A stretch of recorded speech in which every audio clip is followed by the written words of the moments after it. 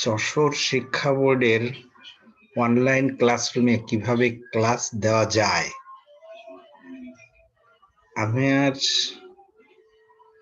নিজস্ব ধারণা এবং অনেকের কাছে সাহায্য সহযোগিতার ফলে আমি একটা পদ্ধতি বের করেছি।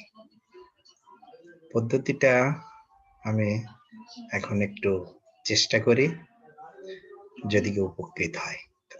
একেবারে আমি শুরু থেকেই শুরু করব। এটা আমাদের ল্যাপটপ অন করা আছে। এখন আমরা এখান থেকে প্রথমে আমার এইখানে আছে গুগল ক্রোমটা ওপেন করলাম।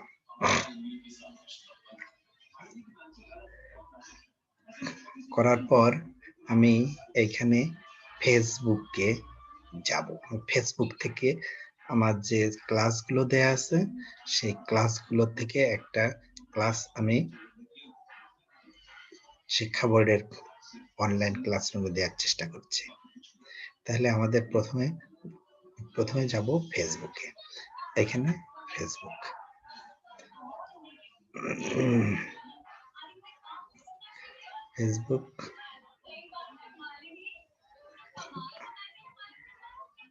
আমার এখানে লোড নিতে দেরি হচ্ছে।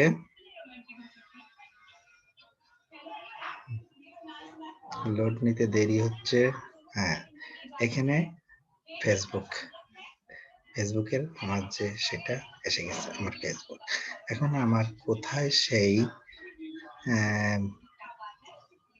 ক্লাসটা আপলোড দেয়া ছিল আমি সেইখানে বের করি, কোথায় দেয়া ছিল আপলোড, সেখানে তাই আমি যাই।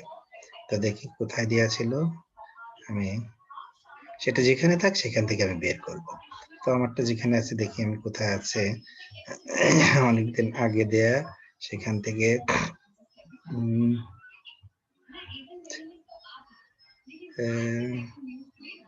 কোথায় আছে,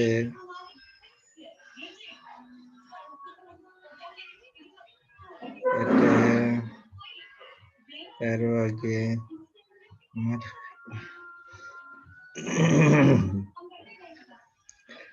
কোথায় ছিল, অনেক আগে, কত আগে দিয়েছিলাম সেটা আমিও ভুলে গেছি। হ্যাঁ, আচ্ছা,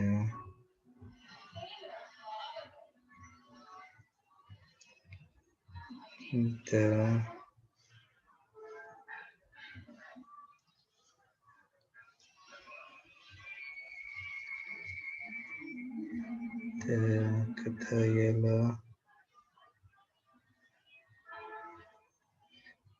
এখানে আমি একটা ক্লাস পেয়েছি। এখন প্রথমে এই ক্লাসটা এখানে আমি দেখছি একটা 3 ডট, অর্থাৎ 3টে ফোঁটা দেওয়া আছে। এই 3 ডটের উপরে আমি একটা ক্লিক করলাম। ক্লিক করার পর আমার এইখানে একটা আসলো, এটা এমবেড। আমি এমবেডে আর একটা ক্লিক করলাম। ক্লিক করার পর আমার ভিডিওটা এসে গেছে। ভিডিও এখানে আমি প্রথমে এই ইনক্লুড ফুল পোস্ট, এটা একটা টিক দিলাম। দেওয়ার পরে আমি এই কপিটা করলাম, কপি। আচ্ছা, কপি করার পর আমার এই ভিডিওটা ফেসবুক থেকে নেওয়া কমপ্লিট হলো। এখন আমি এইখানে আরেকটা খুলবো ট্যাব। এটা হচ্ছে আমার যশোর শিক্ষা বোর্ড। যশোর শিক্ষা বোর্ডের অ্যাড্রেসটা www.joshorboard.gov.pd, আর আমার এখানে সেভ করা আছে। আমি একবারেই চলে গেলাম। এরপর এখানে অনলাইন টিচার প্রোফাইল, ওটিপি, হ্যাঁ ওটিপিটাই আমি অন করব। ওটিপি, হ্যাঁ ওটিপি থেকে আমার এই যে টিচার লগ ইন প্যানেল, এখানে আমার টিচার্স যে আইডি আছে সে নাম্বারটা আমি এখানে বসালাম এবং আমার পাসওয়ার্ড যেটা আছে সেটা দিলাম।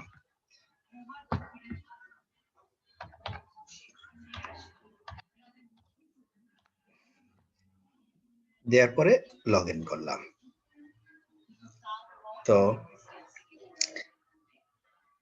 সেই আমার যে অনলাইন টিচার্স প্রোফাইলে যে পেজটা, সেই পেজটা এসে গেছে। এইখানে আমরা বাম পাশে দেখি ভিডিও ক্লাস। ভিডিও ক্লাস থেকে আমি এখানে অ্যাড ভিডিও ক্লাস দিলে আমাদের আর একটা পেজ এসে যাবে। এইখান থেকে আমাদের নির্বাচন করতে হবে। প্রথমে নির্বাচন করব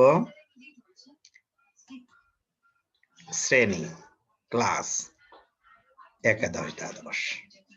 এরপরে নির্বাচন করব এটা কোন সাবজেক্ট। আমার এখানে পরিসংখ্যান প্রথম পত্র, আমি পরিসংখ্যান প্রথম পত্র। এবার পরিসংখ্যান প্রথম পত্রের এটা আমার দ্বিতীয় পত্রের একটা ক্লাস, আমি দ্বিতীয় পত্র পরিসংখ্যান দ্বিতীয় পত্র নিলাম। এখন এখানে কোন অধ্যায়ের সেটা। তো এখানে আমার 3টে অধ্যায় পেয়েছি। এর অতিরিক্ত অধ্যায় যদি না থাকে বা কোনো সাবজেক্টে যদি কোনো অধ্যায় না থাকে, তাহলে সেখানে অন্যান্যতে দেওয়ার পরে এইখানে একটা অন্যান্যতে দেওয়ার পরে এখানে পরের হচ্ছে ক্লাস টাইটেলে গিয়ে আমরা এখানে ক্লাসের একটা টাইটেল দেব, অর্থাৎ কোন সাবজেক্টের কি সেটা আমরা এখানে লিখব। তো আমার এটা হচ্ছে ক্লাসটা কি ছিল, এই ক্লাসটা হচ্ছে বাংলায় লেখি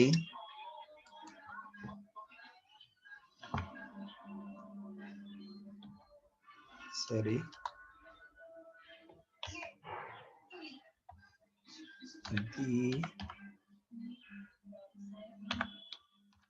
দ্বিপদী বিন্যাস।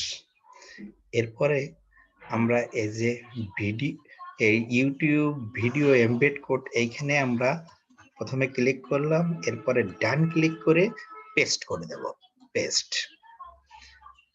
পেস্ট করার পর এখানে আমাদের একটা শর্ত দিয়েছে, শর্তটা আছে এই ভিডিওর সকল দায়িত্ব আমার।